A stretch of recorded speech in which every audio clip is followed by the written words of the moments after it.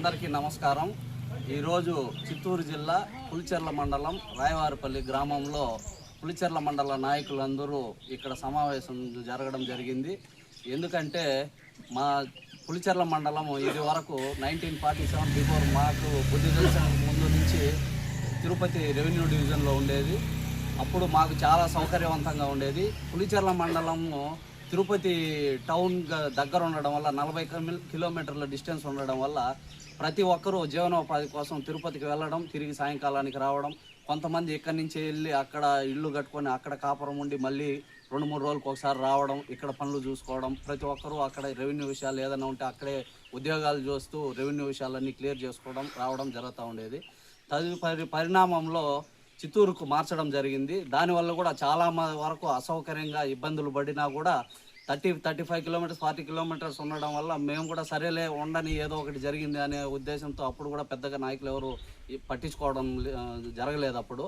ఇప్పుడు ఏమంటే ఉన్న సౌకర్యవంతంగా ఉండేదాన్ని తిరిగి మళ్ళీ మదనపల్లికనో లేదా రాయచోటుకనో ఇట్లా ఊహాగానాలు చాలా వరకు వస్తూ ఉన్నాయి.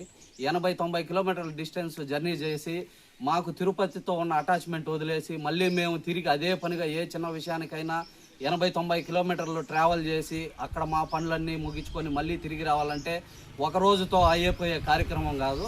దానివలన మేము ప్రతి ఒక్కరూ తిరిగి అదే పనిగా ఏ చిన్న పని కోసమైనా వెళ్ళి రావడం జరుగుతూ ఉంది. జరిగి రావడం చాలా ఇబ్బంది, అసౌకర్యంగా ఉండేదానివల్ల ప్రతి ఒక్కరూ రాజకీయాలకు అతీతంగా ప్రజలందరూ కూడా పునఃసమీకరించుకొని ఒక తాటిపై వచ్చి దీని గురించి అందరూ సీఎం గారికి విజ్ఞప్తి చేయాలనుకుంటా ఉన్నాము. అదేవిధంగా కలెక్టర్ గారికి కలిసి విజ్ఞప్తి చేయాలనుకుంటా ఉన్నాము.